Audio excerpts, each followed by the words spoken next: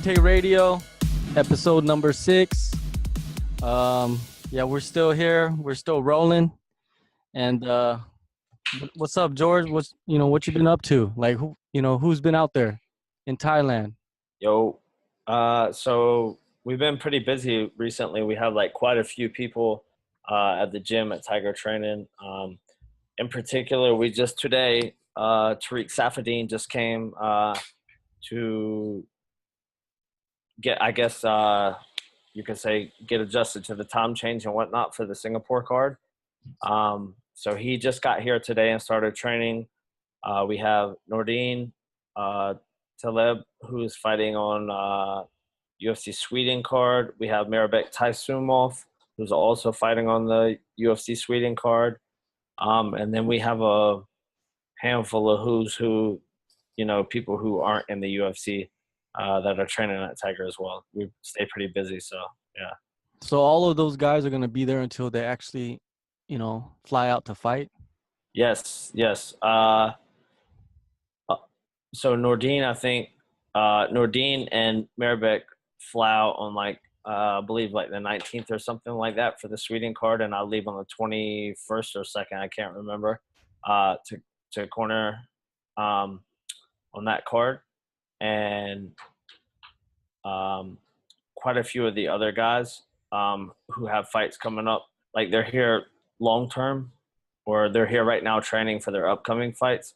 But Tariq Safadine is leaving, so Singapore is only an hour flight away.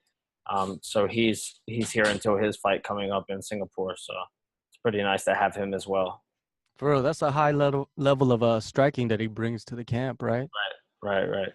So, Yeah. it should be some good sparring going down. Yeah, good sparring. But, actually today was sparring, and I watched him spar. And he was very controlled the whole time. He was just very nice guy. He's very respectful and stuff. Yeah, a technician, right? He's very known as a technician in the cage. So, Yeah. he is very controlled. You could watch all his fights and see how controlled he is. So, yeah. So it must be pretty hectic, being the coach over there and Yeah, having all these different guys coming in and from different countries and training here for a couple of weeks. Other guys preparing for fights. How is that? It's I always say like Tiger Muay Thai is there's no other gym like it in the world. It's its own gym because we have a group of guys who stay here 12 months out of the year, and who are almost like sponsored fighters. That's almost like being like a scholarship athlete in college, but there's only because it's not like being anywhere else. Like you have to have a visa and all the proper stuff to be able to stay. So we have a small group of guys and girls that stay here year round. And then we have the people who are like come here all the time to get ready for their fights, who we still consider part of the team. So for all their training camps, they come here to prepare. And then we have like people who just come here every so often that we don't really know, but are still really good fighters for wherever they are from around the world. And then obviously like fitness people and stuff like that. But so being the coach of Tigers, it's I think quite different from being a coach at another any other gym, just because of how big it is and stuff. So normally during training, I try to focus on the guys that I really know, like my guys, the guys that live here full time, or the guys that or women that are here just for training camps. All right. Well, the past weekend, there was a few fight cards that happened, but mainly in China and Japan. So I'm going to talk about some of those things, review over like the results. The first one was last Thursday, Kowloon Fight MMA 11 in China. And in the main event, Lei Ping Zhang, who is the welterweight champion, took on Rodrigo Caparol, right? They fought a 5-round fight, and actually Rodrigo Caparol did a pretty good job, and stood and like took all the shots and survived, and kind of uh, never really got the fight to the ground where he's, an expert, and that's what kind of made him, lose the fight. So this guy, Le Ping Zhang, he is on like a 14 fight win streak. Yeah, it's pretty insane. Yeah, and especially in China, he's fought like all kinds of different guys from many different countries, from the Middle East to Europe to, other countries in Asia. Um, he's even fought like he's fought one of your guys, Adam Busev, Yeah. in Kulun Fight 53. Yep. The last fight before this one, he beat Hermes Franca by a unanimous decision. So he's kind of building his name, in China. But really, that's only the place, you know, that he's building his name, right? Do you Maybe think they're. that, yeah? I said maybe they're paying him a lot of money. You know. Yeah, ain't nothing wrong with that. Do you think he's the best guy in China? Yeah, for sure. Out of the China has a lot of fighters, but I definitely think that, like, obviously I know who he is. Um, and to go on a win streak like that is pretty strong. And Adam Busov, the guy that he beat from Tiger, was one of our tryout winners. He's pretty good. He went up in weight to fight him, Mhm. but he's definitely a skilled fighter. So a win over Adam is good. And obviously Armis Franca is a good win. But yeah, I would say that he's definitely probably the best fighter in China, because I don't think there's anyone else on a win streak like that fighting game opponents. For real, he's only 27 years old. And actually, let me correct myself. He's on a 13 fight winning streak. And he's tearing up the game in China. Kulun Fight, they must be paying him really good because he's been fighting for them for a long time now, Yeah, ever since he has left the UFC. you would like to, you know, I would like to think that they are. I hope they are. So, but more power to him. Like obviously everybody for the most part, everyone wants to fight in the UFC and has dreams of fighting in the UFC and stuff like that. But man, you know, of course you want to fight in the UFC. But if you're fighting in a promotion that is going to pay you, the same as what you would get paid in the UFC, because there are promotions out there, not very, very, very, very small amount of the promotions, but there are promotions that that you can make a good living fighting, um, if you're not in the UFC. So I hope that he is. Maybe he's at that mind state of, he's been there, he's done that in the UFC. Right. Maybe, he's thinking like, hey, why would I go and fight in the UFC when I could stay at home where he's, in his home country and fight just, as many different, fighters from many different countries and make a lot of money and be the champion and become more famous. Because at the end of the day, I think that in MMA now, it's more than like belts. I think it's about money. I think more fighters realize like, hey, I got to make money from this. I can't just think about making, having belts because belts is not going to pay the bills. I agree with you 100%. Uh, it's prize fighting, man. It's like this is what you're doing. Like, look, unless you have like a shit ton of money and you do MMA, like, of course you don't care about the money. But for the most part, all the people that I know don't have a lot of money that are fighting.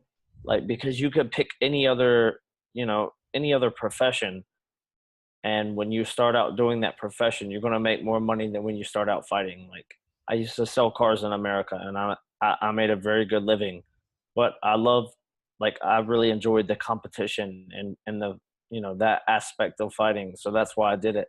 And of course, eventually, I wanted to make money, but I never fought and started fighting and thought like, oh, well, maybe I'm just going to make, $1,000 and $1,000 and that's going to be good for me.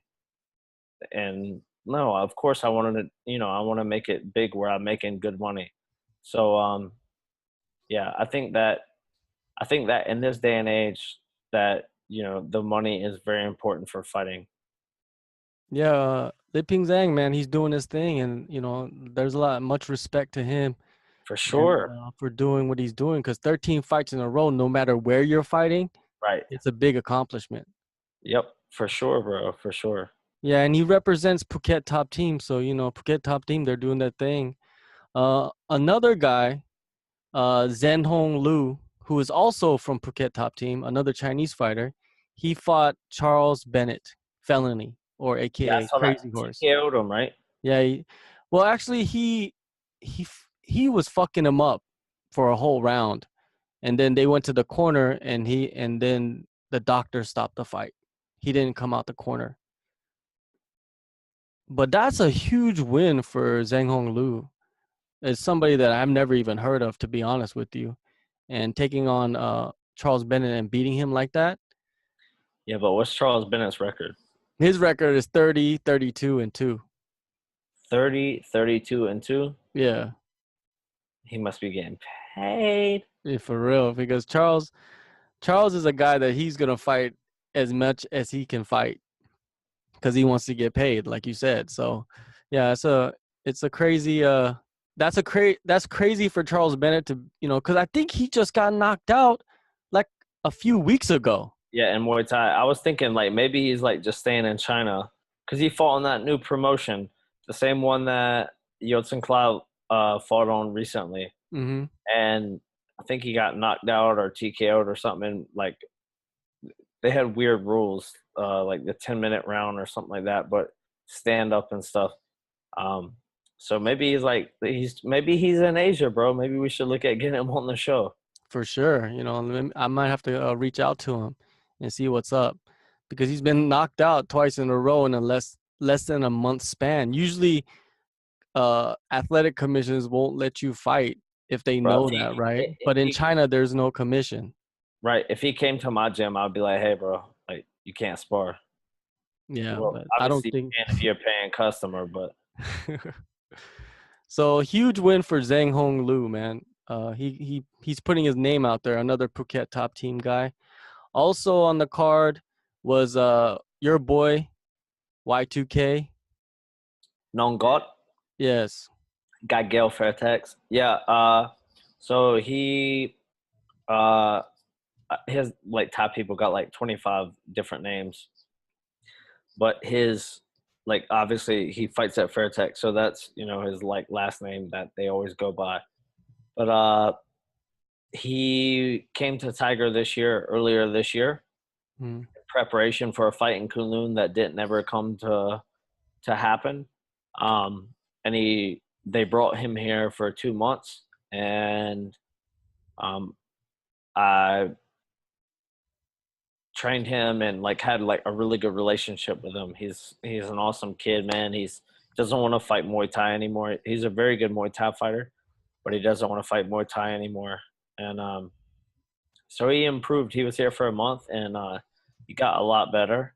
And like with wrestling and jujitsu and stuff. And I would love to have him back. He's just an awesome kid, man.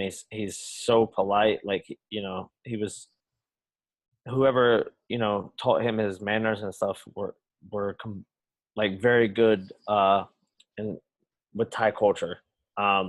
Because he doesn't come from much. He's like most Muay Thai fighters do, and he came here and he was just like an awesome guy, and he got so much better with MMA and his wrestling, and he's just a very coachable kid. So it was nice to see him fight the other night and get the win. I spoke with him and stuff. So hopefully eventually I can get him back. He has a exciting style, and he has a name, Y2K.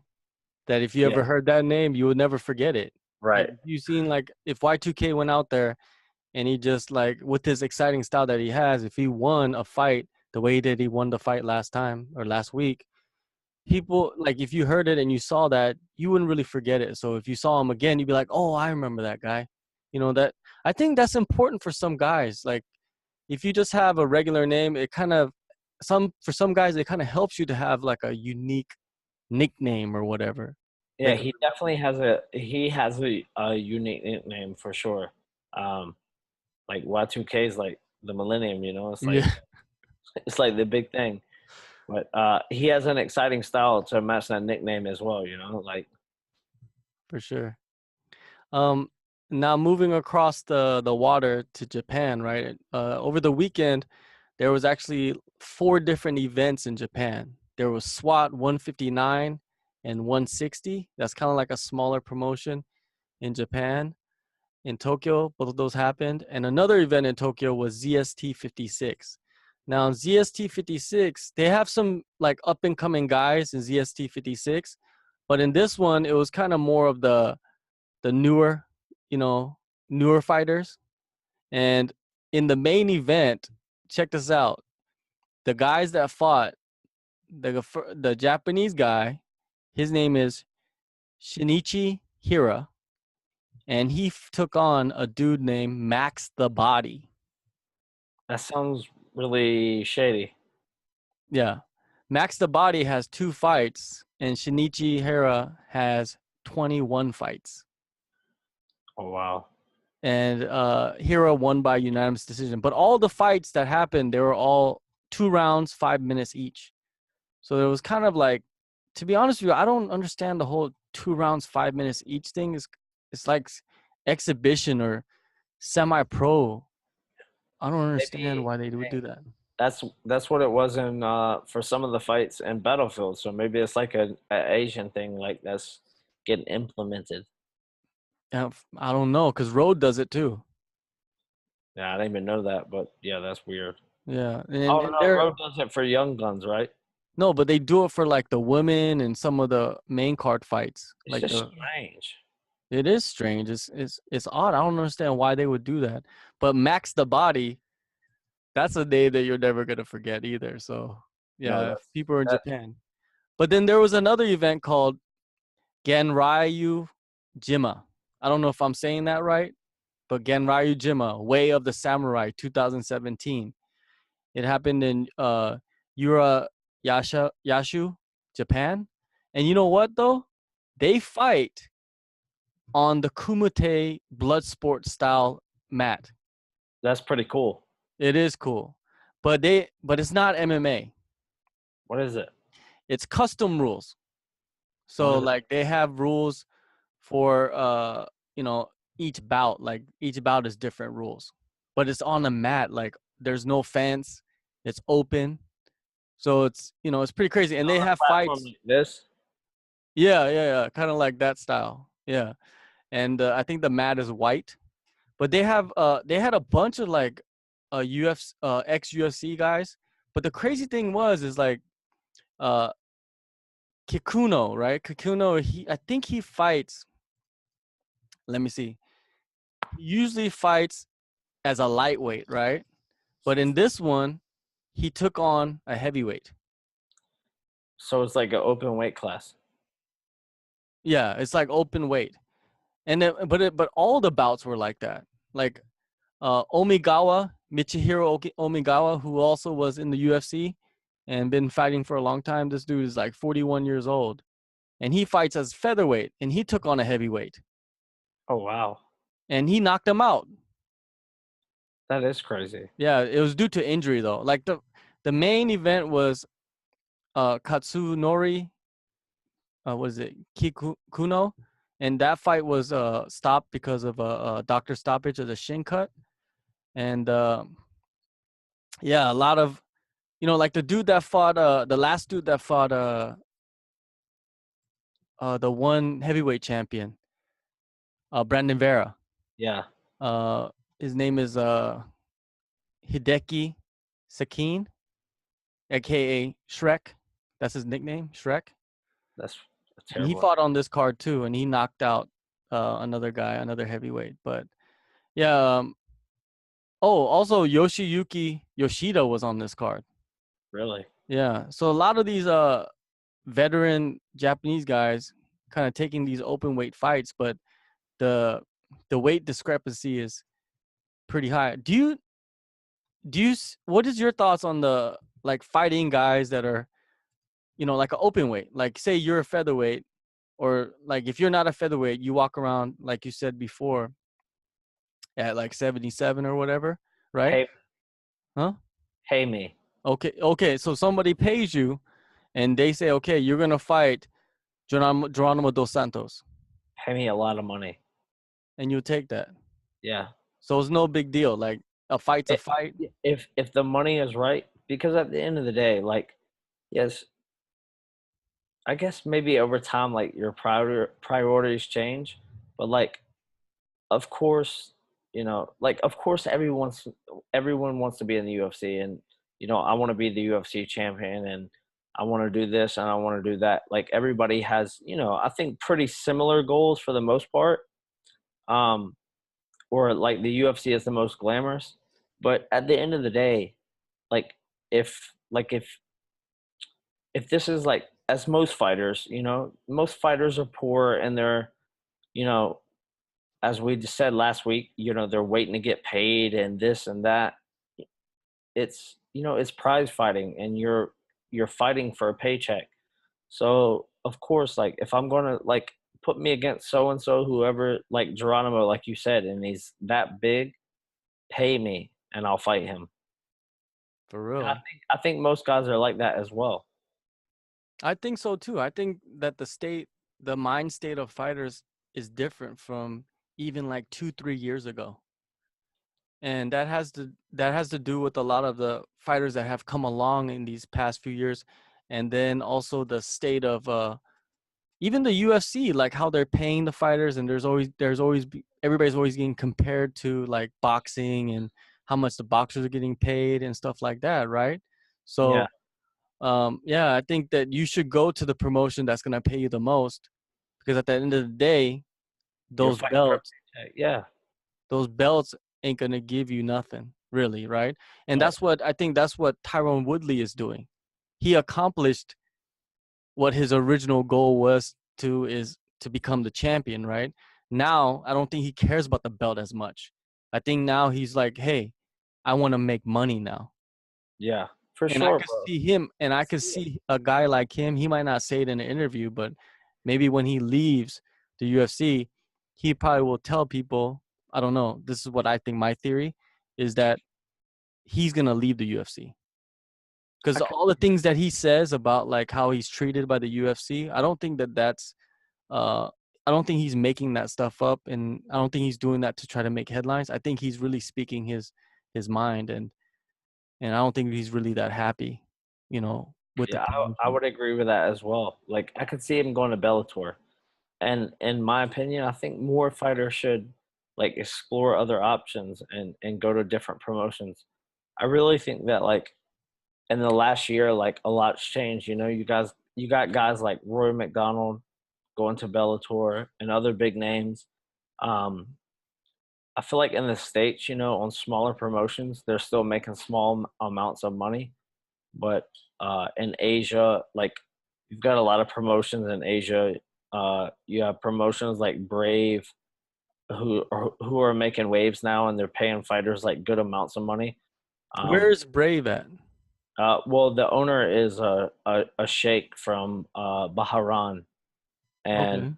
they're having promotions worldwide now. And they're paying fighters good. ACB paying fighters good. Not like fighting in the States, you know, when before like I fought in the States, and I think my like third fight I had in the States was like 800 and like seven or something like that. It was, not a lot of money. Like I made $1,500 to win, and you pay trainers and stuff like that, and then you're pretty much not making any money. But like now I feel like, or before I fought like in December, I fought in Phoenix. I made good money, like nothing, like way more than I would have made in the States.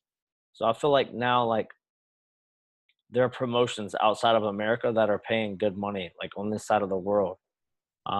But also, I think that fighters from the UFC are starting to explore explore options and go to Bellator and other promotions, and the money is a lot better. So it is prize fighting, man. At the end of the day, like you're doing it to get paid. For sure. They like the fighters. I think that they're realizing, and this has to do with a lot with uh, Conor McGregor. Basically, is him coming along and being able to self promote himself Right. more than anybody has ever done in the sport.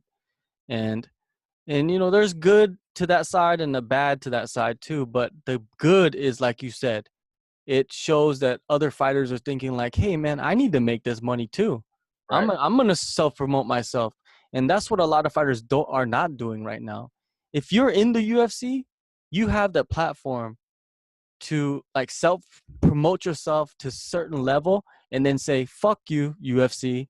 bounce and make a lot more money in another country and become a huge star in a country that you probably don't even you might not even know the language. Look at Bob Sapp, prime example. Huge in Japan. Huge in Japan still. He could still go to Japan right now, and it's been like 10 years since he's fought there.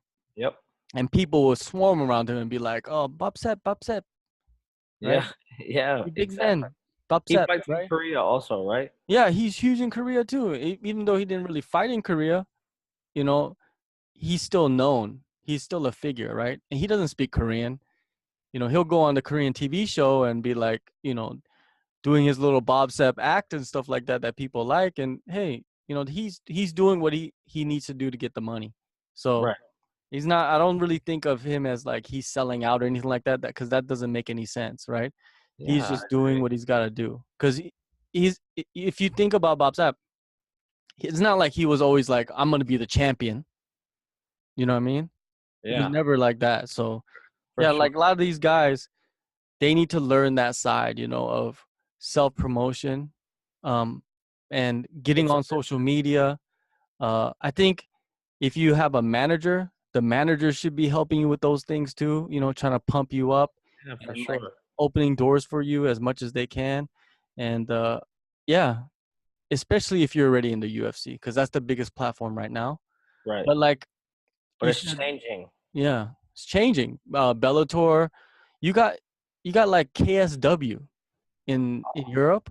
Huge in Poland, yeah. Yeah, I think their next show is supposed to be like a 80,000 seat stadium. Yeah, it's huge promotion. Like I have friends that have fought in there, like on the co-main and the main events. It's a huge promotion.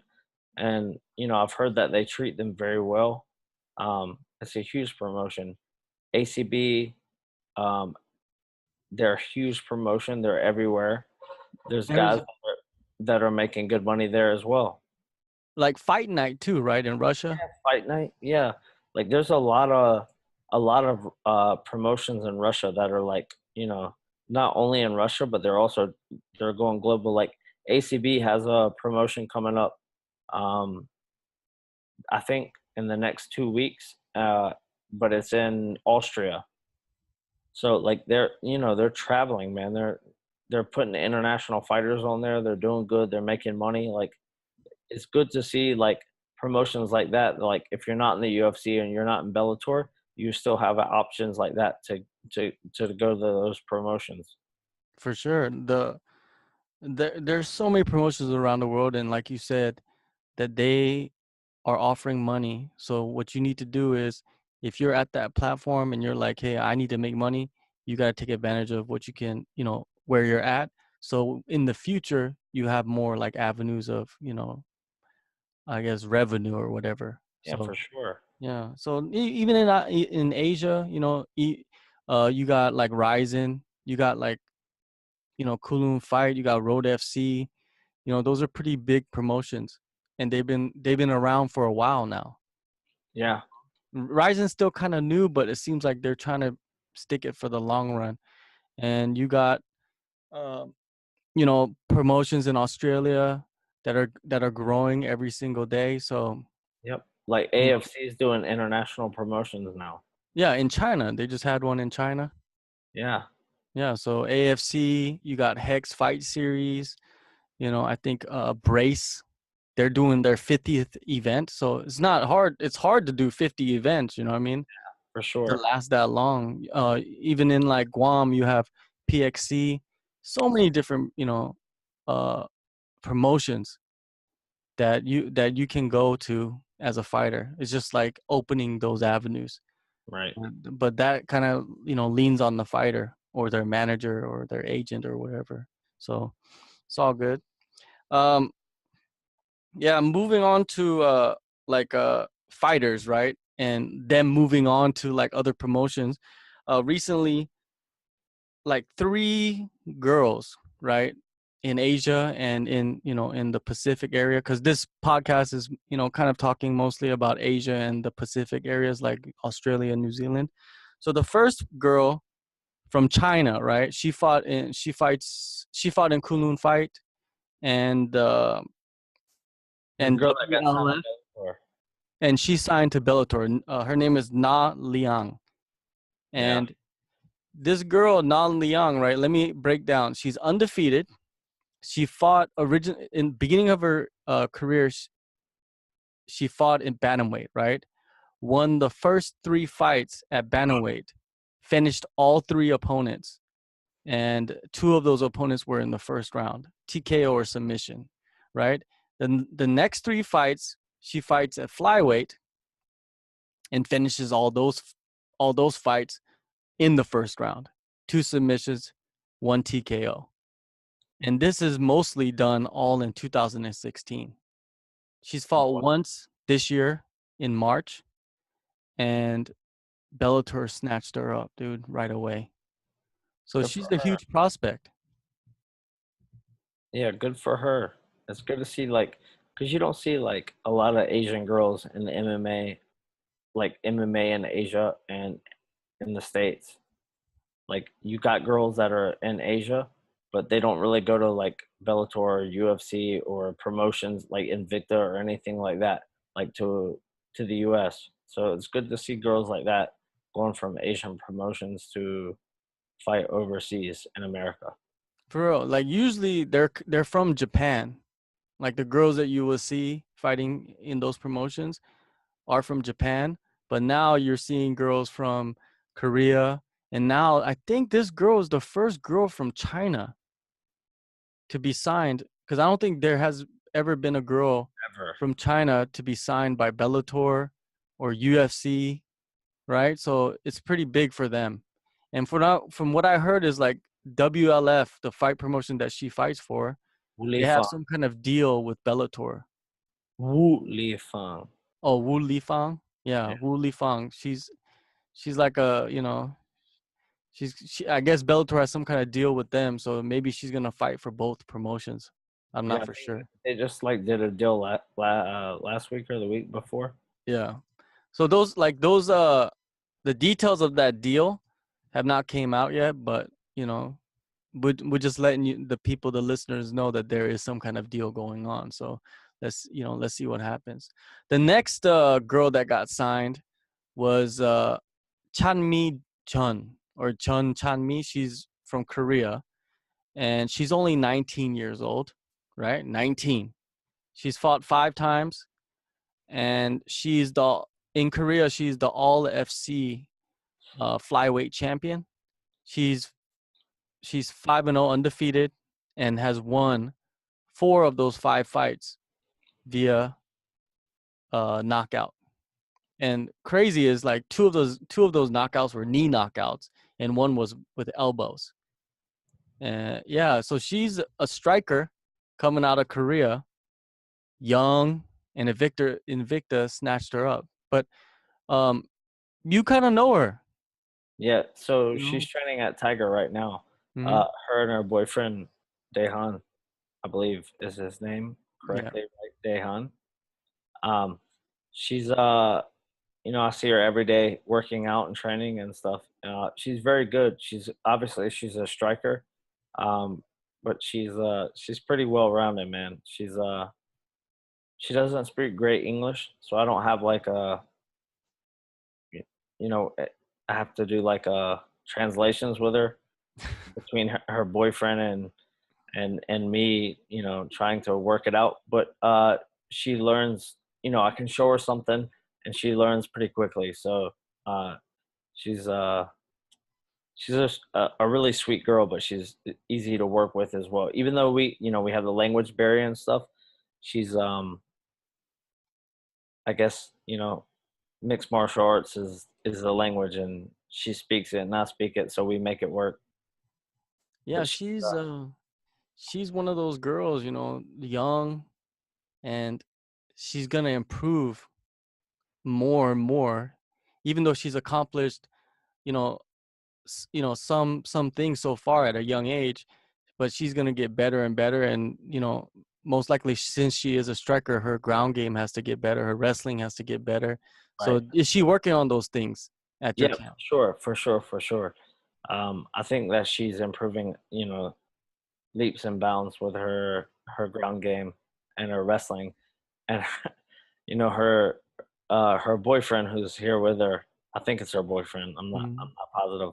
Um, he sometimes like training will be going on, whether it's wrestling or sparring or whatever, and he'll just start yelling at her in Korean. And I have no idea what he's saying, but he's definitely correcting her, and she listens to what he says. She doesn't like argue back with him and stuff. Um, and they're a cute couple as well. They wear matching shoes and whatnot. So they're like Brangelina, what is it, Brangelina, Yeah, or pretty much like they're the Korean version of that. Yes, yeah, like the Korean Misha Tate, Brian Caraway style, yes, most likely, right? All yeah. right. She Yeah. actually she kicked him in the balls 3 times last week during sparring, and he was not happy about Well, maybe she's paying him back, it. right? Could be. And the last girl that they just announced, she signed to the UFC, which is the Australian Nadia Kassem, right? Her nickname, she has dope ass nickname, 187, which is murder, death, kill In America. in America, right? So I don't know if that means the same in Australia. Most likely, the American influence probably infiltrated Australia, and they know 187 because like Snoop Dogg and Dr. Dre, Yes. 187 on a motherfucking cop, right? So maybe they saw her and they're like, "Hey, your nickname is 187 because you be killing, you be killing everybody." But she's 4-0, 4-0. She won the UFN, which is Urban Fight Night strawweight title, and she won some Australian regional uh title. She's won all her fights in the first round by knockout. And Her her beat. fastest knockout. Let's look at the times of these knockouts. 10 seconds, 19 seconds, 26 seconds, and the longest she took was a minute 27. That's pretty strong. It is strong, man. It's very impressive, like um, you know, For, for a girl to generate that much power, like I was having this conversation with someone recently, like for a girl to knock another girl out, like it's not being like sexist or anything like that. Like it's pretty impressive to be able to knock a girl out like that, you know? definitely. It's knocking anybody out and just knocking people out every single fight in such a short amount of time. It's pretty amazing. But she's still like the other girl, the Korean girl, she's still kind of, new, and going into the UFC, into their like strawweight division that they're, or even like their flyweight division. I think she probably can fight at both of those divisions. She's gonna have her work cut out for her, entering that type of competition, right? Yeah, I So, agree. Yes, for sure. But but the but Australian girl, like clearly she's got knockout power, so she may do well. yeah, maybe she's gonna go in there and just bang like like that dude from the Ultimate Fighter. Let me bang, bro. And it'd be like, let me bang, ma. But the Australia, she's from Australian top team. So how has your I heard that the Australian top team there, some of those guys was down there Yeah, training with you so guys. yeah, they got a squad. Ashkan and Suman, the brothers that own it, they're here, and they have, I think, like 6 or 7 other guys here, and a couple girls. So they brought like a whole squad out. But yeah, I think they do a good job coaching. I think she dates one of them. Hmm. And they've obviously they're doing a good job because Ash just got signed to the UFC, and now this girl's getting signed to the UFC. So obviously they're doing a good job there in Australia, with coaching and whatnot. I Um, think, yeah. but yeah, they've been here for the last 2 weeks. Um, a bunch of them just left. Ash is staying another week. But they're all training well and looking good. I did a private with a group of them recently with wrestling defense and stuff. And they're all high level fighters, and they catch on pretty quick. I think Suman and Ashkin, is that his name? Yeah. Ashkin, he has a fight in June at UFC Auckland, right? Yep. And then his brother Suman, he fights for Hex in the same month. I think not maybe the week after that. So yeah, those guys, they're out there training and getting ready for their fights in June. Yeah, in Yep. June. So, they're doing their thing. Australian top team is coming up. They got Raja Shippin. He's from Australian top team. And he's Uh, a beast on Battlefield. yeah, he's a beast. Trent Girdham. He's like one of the youngster. He's only like 19, but Yeah. he's a beast too. He's gonna fight in Hex. I think Robert Lasita. Yep. He trains with over at Australian top team. So they got a deep crew down there. They're building their team pretty well. So, and it's good that those guys, even though they got their huge team in Australia, I think in Sydney, they still go out to other camps and learn and they're open minded, and I think that's important Yeah, for for sure, man. all these They're guys.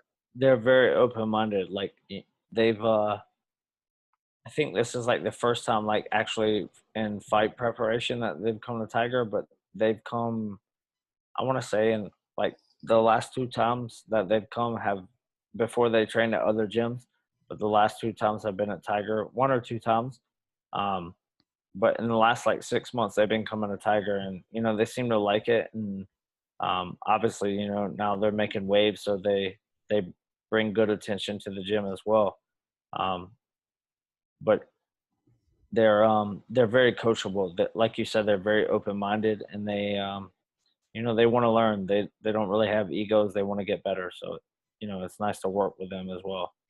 Yeah, I was talking to a couple of those guys from ATT, and they were talking about going to Thailand and explaining, like they were saying like how they like going out there and how the training is so good because you get such a diverse group of people that Oh you yeah, can for train sure. with, and it always helps them when they go out there. So yeah, it's like like you always been saying, Thailand is you know Phuket especially is the spot to go in Asia, if not the world, to train MMA or even just get in shape. Yeah, Because from what I've seen is that there's a lot of like fitness people out there too. So yeah. yeah, It's so it's the the the other thing that in news from out of China is the leech Li Jingliang. He re-upped with the UFC, right? So this is kind of weird because he announced that he re-upped with the UFC, but the UFC has not announced it yet. And they removed like earlier this year they removed him from the welterweight like listing as a current fighter. And then last week he came out on his Twitter saying that he has his next matchup against Jonathan Meneur. I think that's how you say it because he's like his nickname is the French Spider, yeah, the and he's spider. from Quebec City, Quebec. So which means he's probably French, which would be Meneur or whatever. But they're supposed to fight in Singapore. But the UFC hasn't officially announced that yet, so it's kind of iffy. But the thing that I wanted to talk to you about this guy is he gets better every fight. Like he's been doing a good job in his last couple fights and finishing fights. Earlier you said that Li Pingjiang might be the best Chinese fighter, right? But what about the Leech? The best unsigned Chinese fighter to the UFC. Okay, so do you think Leech? He's still young. Do you think he has potential to kind of like crack the top 10? Maybe become maybe the stun gun of China? I think he's definitely one of the best in China. But I don't know if I would say like the stun gun of China. That's big shoes to fill. Um, but I think he's good. I think personally, China is very they're not. I don't know how to say it. I don't think that Chinese fighters yes, he's in the UFC, and I think he's beat some decent guys. But I think as a country, China is still like very very far behind a lot of the other countries in MMA. Well, that's an honest opinion because that's kind of true because China is kind of closed off from a lot of things, Yeah, and they kind of closed themselves off from other people. But now it's kind of opening it up, right? Like a lot of guys are going out there coaching the Chinese yeah. fighters, I think doing that is seminars.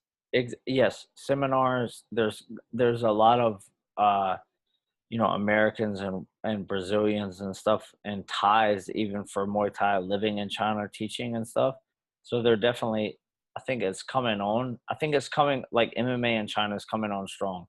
But I think that they're still very far behind a lot of the other countries as far as MMA is considered. Yeah, they have a long history of martial arts, but that's just like separate martial arts. It's not the mixed martial arts. Yeah. So yeah, I think they still have a lot of barriers that they have to break to kind of create the top level fighters that can compete at the very high level, right, in the world. Because if you see it, like Japan was the first one, first country to kind of have the fighters that were able to go and compete against on the world stage, especially in Pride, right, back in the day. And then Korea was kind of like the next country, and then Right. all the other countries started following along, right? And China's just at that. I guess they're the next country to come out and produce top level fighters.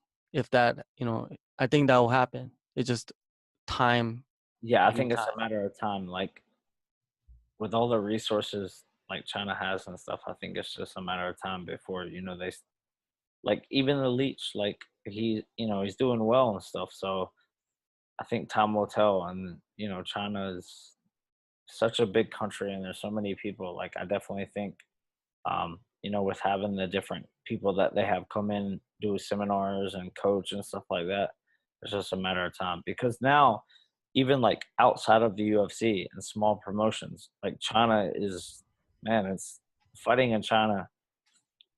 Me personally, I don't like going to China, but they pay well, the promotion's good, the the whole show is good in China and a lot of the promotion. So being a fighter outside of the UFC is good to fight in China.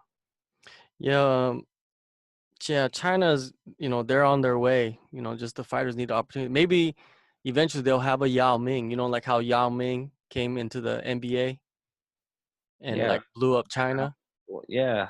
So maybe they'll have some heavyweight come out, just a monster, 7 foot, 7 heavyweight division, They and should just have Yao Ming fight somebody. fight. He should fight Shaq. Yeah, it'd be huge. I know they should do that shit in Ryzen. It's funny how like Ryzen has become like the pride, where like nowadays everybody's like, "Oh, you want to see a freak show? Let's just go to Ryzen. Yeah, Yeah, let's just put it in Ryzen." But it's cool, you need that. You need that type of that promotion. All right, now recently, Gegard Mousasi, he's been out in China, or not in China, but he's been out in Asia, right, doing his little Asian tour because Mousasi's been out in Asia for a long time, fighting in Japan and stuff like that. And he was recently in Singapore and Manila. Now, uh, when he was in Singapore, he made some comments about Ronda Rousey. Like, this is the comments that he stated. This is quote: "She is a good fighter. She has the mentality of a fighter, but she doesn't have the skills of a stand-up fighter. And how can the media make her one of the best fighters when she can't even kick or punch? That's like Serena Williams without a backhand. How do they make her the greatest fighter of all time?" Unquote. I What do agree you with think? that. You agree with everything he's saying about Ronda Rousey? What's your opinion on Ronda Rousey? I think, oh man, she's done so much for the sport, uh, especially for like women's MMA. But I think that, in my honest opinion, I think MMA fans are delusional. Like we could talk about Conor McGregor and Floyd Mayweather. We could talk about the best Muay Thai fighter in MMA going against the best Muay Thai fighter. MMA fans are delusional um, in that aspect of like it's MMA. It's not boxing. It's not Muay Thai. It's not karate. So MMA fighters have to be well rounded at everything. But I think 9 times out of 10, they're not great at anything. Um, and I think that Ronda Rousey, how many like wins did she have by armbar? Like quite a few. Like 8 wins. Yeah, a lot. But she got exposed. Like it. I mean, there was even talks like, how ridiculous is this? Ronda Rousey beating Floyd Mayweather in a boxing match. Like it's so absurd to even think about, and how anyone like any MMA fan could actually believe that is beyond me. It's so frustrating. Like as a coach and like someone who does MMA to actually for like that to be true. It's really frustrating, and I think that Ronda Rousey looks like hitting pads is one thing, and actually doing it in a fight is a completely different thing.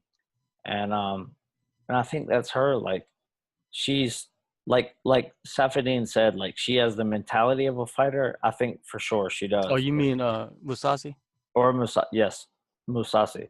I think that in that statement, yeah, he was accurate. Like I think that she definitely she was a high level judo um player. Mm-hmm. And I think to compete at a high level at sports like that, whether it's tennis, whether it's MMA, whether it's football, basketball, rugby, they all, all the high level people have the same mentality. But because they're competitive. But for MMA, I think that she got exposed like with Holly Holm and stuff.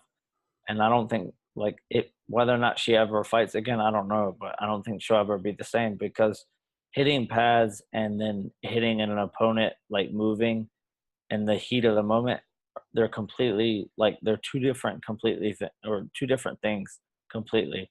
And I think that it, he's right. She's not like what she was cracked up to be. Yeah, to me, Ronda Rousey was a one-trick pony, Yeah, and she was aggressive, went for the armbar and won. Or occasionally aggressive, went for like I think she needs Sarah Kaufman or whatever, like stuff like that. Like, yeah, I I think that, the with Ronda Rousey, right? She she was a one-trick pony. She was so good at one thing that even if you knew it was coming, you it was couldn't still stop coming it because the level of the competition that she was facing, they did not have anything for her, right? And they would fall into every trap that she would, set. And she didn't even need the striking at all, to be honest with you. Like you said, she was like Edmund, the coach, right? He would hold pads for her and he would make her look great on the pads. But when she stepped into the ring, you could always see that she was uncomfortable on her feet. She had terrible footwork. She had good footwork when she's hitting pads, but when she got into the ring, her footwork was terrible. right, but people were saying it was good. That's what I'm saying. Like MMA people are delusional. The Bruce Lee quote about, don't fear the man that knows 10 different or 10,000 or 1,000 different techniques. Fear the man that practiced one technique 1,000 times. And that's who Ronda Rousey is. She For sure. practiced that one technique 1,000 million times since she was such a young kid, to where if she went in any kind of competition, that's the first thing she's gonna do when she hits the ground is hit that armbar. Yeah, And if you and those knockouts, like the knockout of Alexis Davis, she was never like Alexis Davis. She's a veteran, but even not Sarah Kaufman or Sarah McMahon, those fights, she went in there and she like need them. But I thought the Sarah McMahon fight was finished too early. I agree with you. Like I was like, to me that was kind of a iffy finish. Alexis Davis, yeah, I think when she threw her on her back, it was over after that. I think that just fucked her up. So, and I don't know. To me, Ronda Rousey, she's going to be a legend, but I don't think she's a legend as in like she like everybody else thinks she's going to be a legend. Yeah, And I agree her with legend is her impact on the sport and growing the sport. But like you said, Holly Holmes, she went in there and that goes to her coaches, man. Her coaches told her like this is what you need to do to beat Ronda Rousey, and she did it perfectly. And took her time, didn't clinch with her, and then just shot her. She fought Basically smart. shot her head off. Yeah, shit. Like she kicked her head off. And then She Amanda Nunez, I think after that fight, mentally she was gone, and got Amanda Nunez just took advantage of that and got paid a lot. Yeah, I think that she didn't have a chance at beating Amanda Nunes at all. Not even close. Like, cause she's strong. She's uh technique wise, she's good. Like, she's a fighter. She's good, man. And I don't think Ronda had a chance in hell to beat her. So Yeah, Ronda Rousey, she had she's the one that she's always going to be known as the one that became the star and a huge star so fast and then became nothing in the sport so fast. Like faster than she became a star. right. She became like she disappeared, Now she's going to end up having her own reality show like Housewives of Hollywood or some shit, right? Having kids with Travis Brown or something, I don't know, right? But yeah, I think she's done. I don't think she's gonna fight because didn't she just get engaged or something to get married? I didn't see that, but I don't think she'll ever fight again. Yeah, she's talking about getting married and having kids and stuff. Like Conor McGregor, he just had his son, right? Yeah. His son was just born, and the reason why I want to talk about this because I don't really like to talk about Conor McGregor too much because that's what everybody talks about, fucking Conor McGregor, right? I want to talk more about like Conor McGregor creating an Instagram page for his son, right? When he It's was born. pretty Before there ridiculous. was even one picture on the Instagram, there was like 50,000 followers, right? That's pretty insane. And the part that I want to talk about is exposing your kids on social media. Okay? Like I to be honest with you, nowadays with reality shows, everybody's exposing their kids on reality TV. In like even in Korea, there's certain shows where like there's a show called Superman Returns. You know Sexyama, right? Yeah. Sexyama, everybody knows Sexyama, right? That's like Y2K. Nobody can forget that name. Well, Yeah. Sexyama, he became super famous because of a TV show called Superman Returns in Korea, where he would be with his daughter all the time and they would do their thing, together and they would just follow them around and they're just doing, like father and daughter shit, right? Yeah, it's And then pretty like but it's not just him, it's like a bunch of other celebrities putting their kids out there. But the thing is the problem that I have with this is like you're not even asking the kids. You're just putting them out there like they're being recorded. That thing's out there forever on the internet. Like the kid doesn't even know he's on TV. Like Conor McGregor's son doesn't even know that his pictures are on like online. And right. do you think it's that right? You're not a parent, but do you think it's right? Like say that you're a baby, okay? You put yourself in that position. You're a baby and your dad is putting pictures of you online. You don't even know until you're like in middle school, I don't basically. know, bro. Like, I feel like just like in this day and age with like people who have fame, it's just maybe like part of it. I don't know because I'm not in that position, and I think being a baby, like you don't obviously think about that kind of stuff. But I think that people who have that much fame and whatnot, it's just like in this day and age, like how big social media is and how famous people are. like it's just part of it. Like, actors and actresses and people who are famous in sports and stuff. It's just like, oh, they put their kids out there and then stuff happens. I think that's wrong.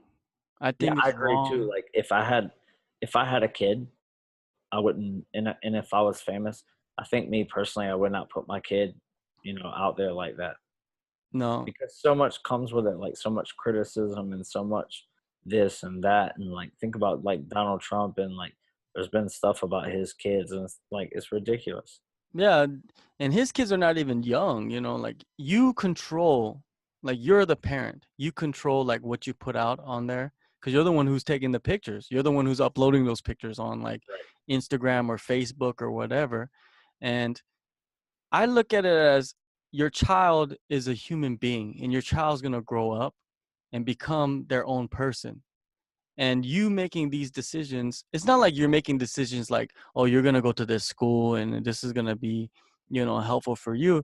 You're making decisions of just like putting their whole life out there before they even have a decision to make.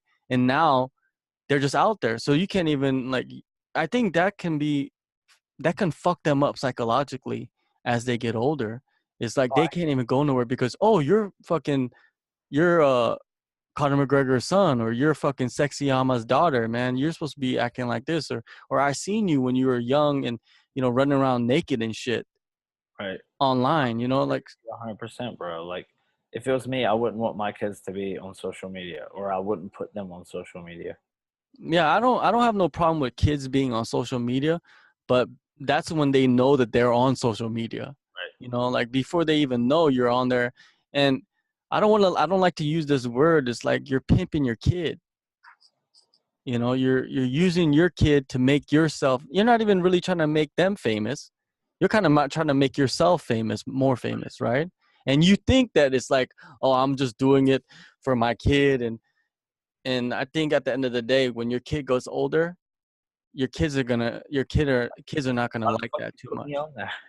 Yeah, like your whole life is gonna be on there from the day you're born and shit. You ever seen that meme where they have a picture of like your grandmother in it says like grandmother in 1900, your grandmother picture, and it has a picture of like a grandmother, like like those pictures from the 1900s where they're like wearing those clothes and they're taking the picture all nice and stiff, Right.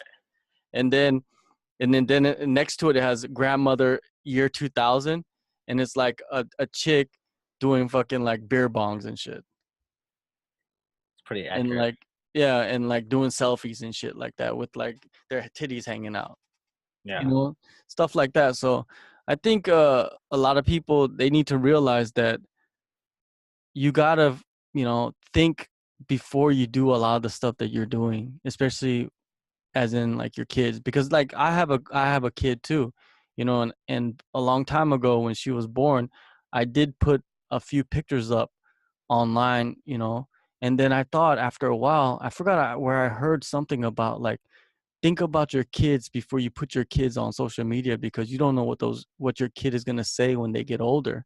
And I Right. was like, oh, that's true. So after that, I haven't put nothing up online with my kids. I rarely put myself up online, but but my kids never, because I think like, hey, they could make that decision when they get older. So, Yeah. you know, have a kid that just born having 50,000 It's uh crazy. Instagram followers, that's crazy, man. So ridiculous. I know, like, who the hell, like, like these social media is cool and everything, but then I think most of those 50,000 followers, they're just super fans of Conor McGregor, most Yes. likely, right? But yeah, congratulations to Conor McGregor for having his son. I mean, hopefully his son is healthy and stuff like that. But yeah, exposing your kids like that, it could, like you said, comments. What if your kid grows up, because that stuff is gonna be online forever, and goes back and reads the comments, like the people that hate Conor McGregor. Yeah, it'd be crazy. You're reading comments like, you know, I hope you fucking die and shit. And you're like a kid. You're like a baby that was just born, and there's some haters online just like, I hope you die and shit. You fucking get some diseases or something. Like crazy shit that people write, because online people, they're crazy.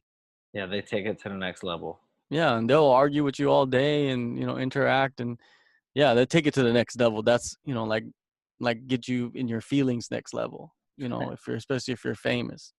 So yeah, yeah, y- you know, talking about Conor McGregor, you cannot talk about Conor McGregor without talking about Nate Diaz, right? So Nate Diaz was in the news recently talking about how when he at UFC 202 after the fight at the press conference, he was seen vaping, right? And everybody's like, "Hey, what are you vaping?" And he's all like, it's CBD oil, man. It's for my healing process and inflammation, stuff like that.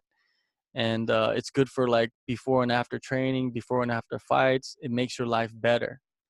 And he was explaining how that instance allowed him to make a lot of money in the cannabis industry, Good for him. which means that he doesn't even have to fight. That's why he's coming out and saying all this shit like, you know, fuck Conor McGregor. He don't need to. I don't need to fight him again. Fuck more. Floyd Mayweather, all those people. Tony Ferguson. Good for Basically, him. it's I like, hope he's making money because he's probably not making shit with the Reebok deal, and it's almost like having a sponsor, you know? Like, good for him. I hope he keeps making money, and if he makes enough money and he's happy and he doesn't have to fight again, good for him.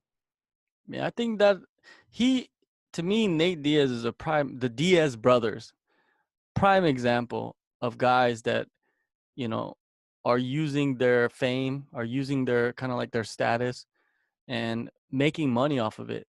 Even though those guys are not like out there promoting, they're not even the best talkers or anything like that, but they're just, I guess they're just genuine and people kind of like attract them, Yeah, attract to that. like what they have is like their character is like no other characters. Like Conor McGregor has his character and he talks shit and that's what he's good at.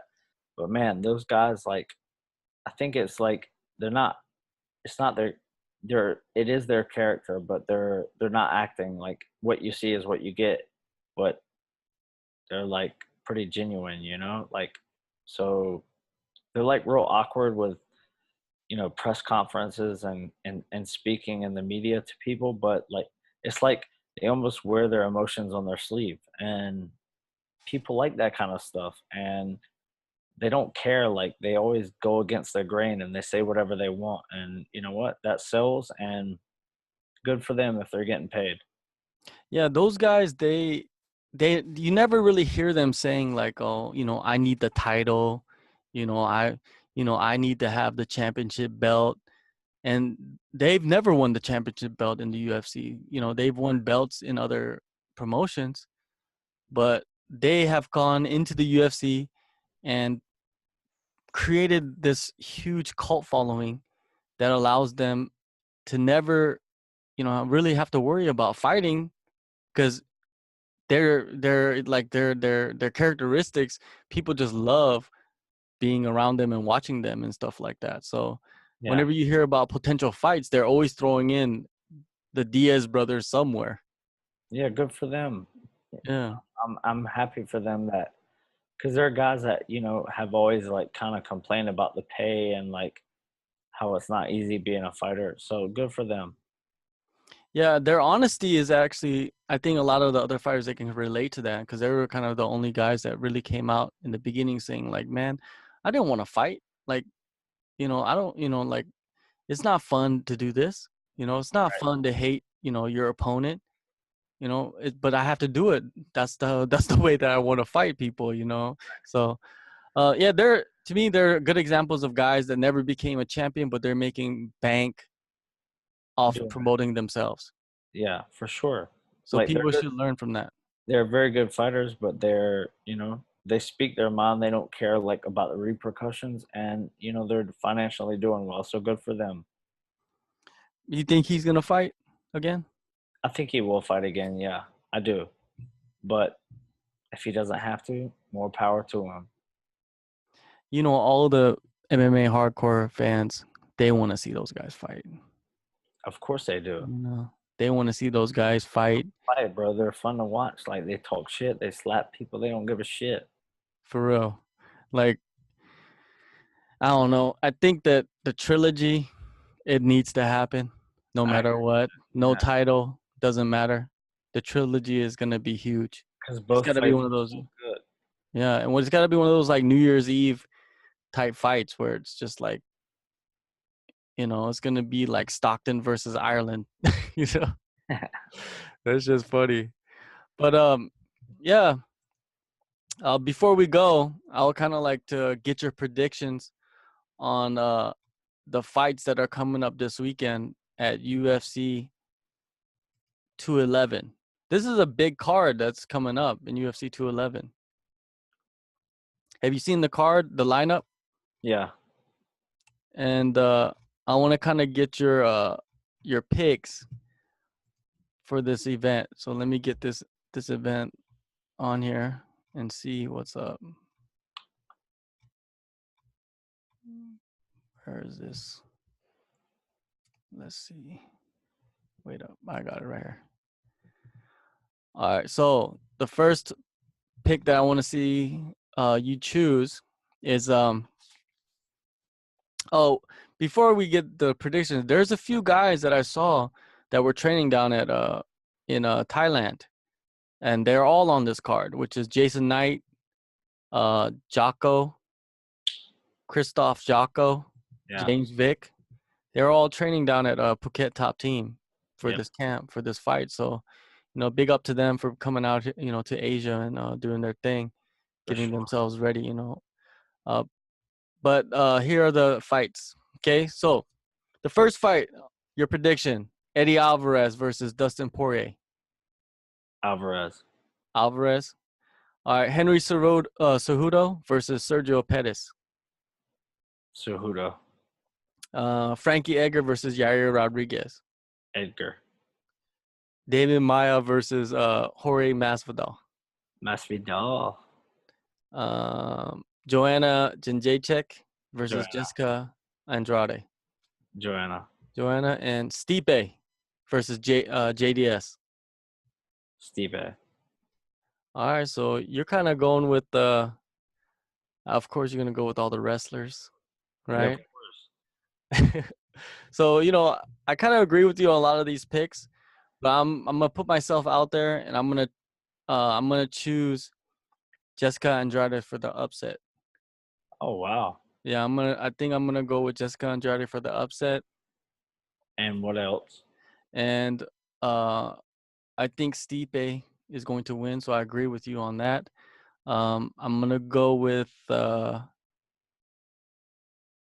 I'm gonna go with Jorge Masvidal because I feel that Jorge he has a good enough skills to stay off the ground against Yeah, Maya and then bro. just beat his ass.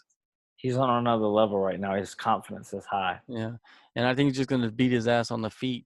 Yeah. And if you've seen Maya, when he can't get the guy to the ground, he gets beat. So like a lot of dudes beat him that way. So And Frank, Masvidal is just a cool fuck. yeah, he is a cool fuck. You know what I mean? He's just chill. He's like Cuban B, from Yeah, bro. Half Baked and shit. Yeah. He just He, laid back and chilled. he's a cool. Frankie Edgar versus Yair Rodriguez. That's a pretty good fight right there. Nah, it's a good scrap, but think about how tough Frankie is, bro. Unless Yair like does some crazy spinning shit and knocks him out, Yeah, Frankie's winning, bro. I think he's the toughest guy in the UFC. I think Yair I Rodriguez. wrestled Frankie in college. Oh, okay. He beat me 8-2 in college, and we almost fought during the match. I was like, I think I was a freshman, and he was like a senior or like a redshirt senior. Mhm. Uh, and like I don't remember what happened because it was so long ago, but it was at the Strasbourg Open in Pennsylvania, and because we were in the same conference, he wrestled at Clarion, and I wrestled at Bloomsburg, Mhm. and it, like he beat me like 8-2. Like he handled me. He was like a grown man, bro. But we did almost get in a fight, and then like a year later, he was in the UFC, and I was just like, oh, it's a good thing I didn't fight that guy. Yeah, I think Yair Rodriguez. Frankie Edgar, of course, he's a beast, man. Former lightweight champion. He's fought This the fucking who's shit. who. He's Yeah, only he's only lost to champions basically. So Yair Rodriguez, I think that BJ Penn fight kind of like blew him out of proportion, to be honest with you. I'll agree with that. I think that He's got a flashy style, bro. Like they always like they make his matchups like good, you know. Like he's every time he wins, he fights a good opponent, but like not that great, you know. yeah, they he used BJ Penn as a stepping stone, and now he's gonna go into the gauntlet of the featherweight division, which is Frankie Edgar, He's who gonna learn. yeah, he's gonna learn, and I think that yeah, Frankie Edgar is gonna take him down and grind him and just beat his ass on the floor. Yeah, And if Frankie got good boxing, but I think he's gonna try to get this win the way that he needs to get it. So yeah, Cejudo, yeah, I think his wrestling's too strong for Pettis. yeah. And Pettis He's is not tough. going to be able to get off the ground. Yeah, I think that, but I think Cejudo has good striking. Like, think about how good of a fight it was against Benavidez, Oh, and that's true. That's true. he, bro, he's a tough kid, man. He's from like the mean streets of like Arizona, Mexico. Like man, he's tough, and he's got like the skills to back it up. So yeah, Yeah. I see him winning. Sure. Yeah, I heard he was like he was wrestling, in the desert in like cactuses and shit, Yeah, I heard falling stories of down. him drinking powdered milk. Yeah, like running across the border and back, with like 50-pound weights and shit. He's a Bro, beast. He's yeah, Olympian, man. You can't fuck with the Olympian. yeah. He's not only an Olympian, but an Olympic champ. Like at Mhm. 21, he's the youngest American to win the gold medal. Like he's a beast, bro. Yeah, the Eddie Alvarez versus Dustin Poirier, that's gonna be crazy fight Yeah, too. I think that'll be good, but I think that Alvarez is just too well rounded and too much of a veteran of the sport and too tough. I But think Poirier Poirier's is been around tough. for a while too, though. Yeah, no, I agree 100%. I think Poirier is tough. I think it'll be a hard fight, but I think that Alvarez will win. I see Alvarez kind of like manhandling him a little bit because he's a lot bigger, a lot stronger. But then Poirier, sometimes he comes out and he looks phenomenal Yeah, against some of these guys, and then sometimes he comes out and looks terrible. So he's kind of like a coin flip.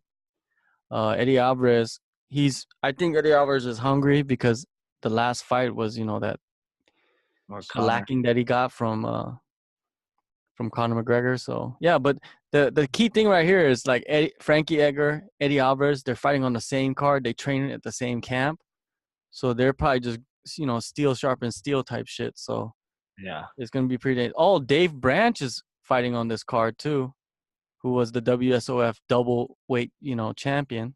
yeah, So another Courtney Casey, who is a PXC former PFC fighter.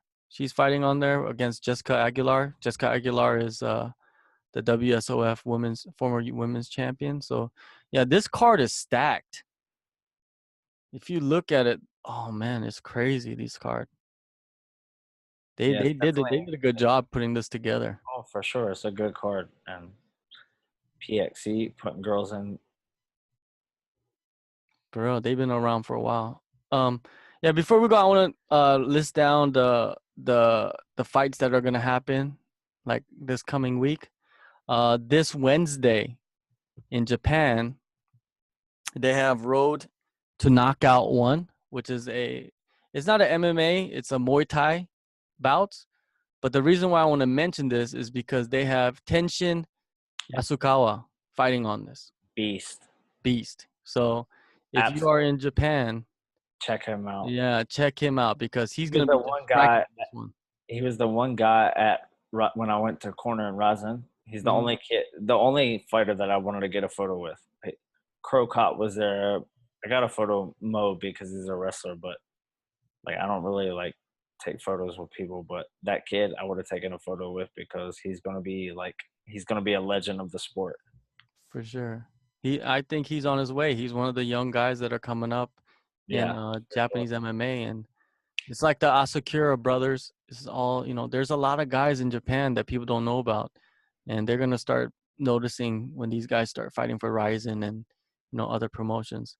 Also, Shudo is going to happen this Friday in Tokyo. So if you're in Tokyo, check that out. Shudo. All FC.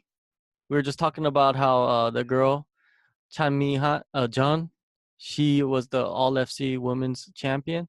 Well, All FC is going to have an event in Seoul on Saturday, but it's a trip. The reason why it's a trip is because they're having an event, but they're having two events in one day.